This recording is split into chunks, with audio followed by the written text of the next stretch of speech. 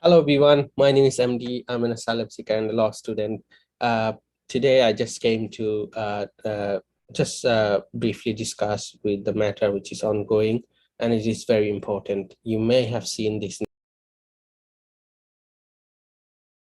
that UK to bring a new Bill of Rights allowing government to ignore ECHR, which is European Convention of Human Rights ruling after the Rwanda deportation defeat. As an asylum seeker and a law student, I am really shocked, and I would like to discuss a couple of points which really needs to be discussed at this point, and the member of public needs to know about these facts. People are in the UK may know a lot about ECHR, European Convention of Human Rights, but I would urge you to look at the convention rights online and see how it protects you and your families and everyone in the member of public in general.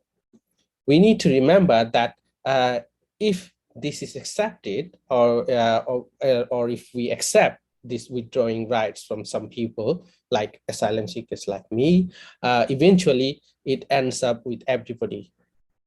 Targeting the most vulnerable people who seeks refuge will put you on the next waiting list, I guess.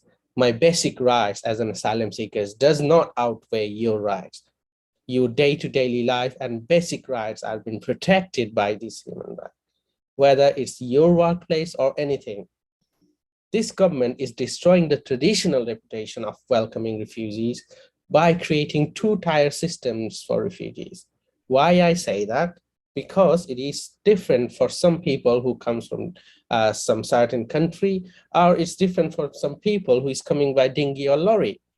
I would urge to imagine, just imagine in the foreseeable future, there is a war, whichever country you are, and you're desperate to flee, and the country you are trying to flee are imposing this kind of rules, whether you cannot seek asylum or refuge because you arrived there by any other means.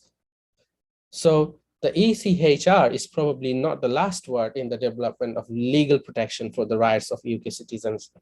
It is, however, the most effective way to address the upholding of convention rights, and whilst in the early stages of its implementation, uncertainties does exist, the implementation of this act has become the more sure-footed. As with all statutory law, case law has followed, providing the judiciary with the experience to manage case for more effectively, and the population of the country with security in the knowledge of their rights and to be protected. Any assault, remember, any assault in these, however, will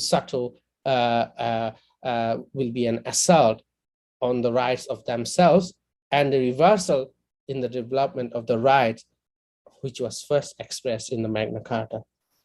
As a law student, I would say the government do not understand the rule of law. Yes, they do not understand the rule of law, and are trying to flood the legislation with lots of unethical acts or legislations which will,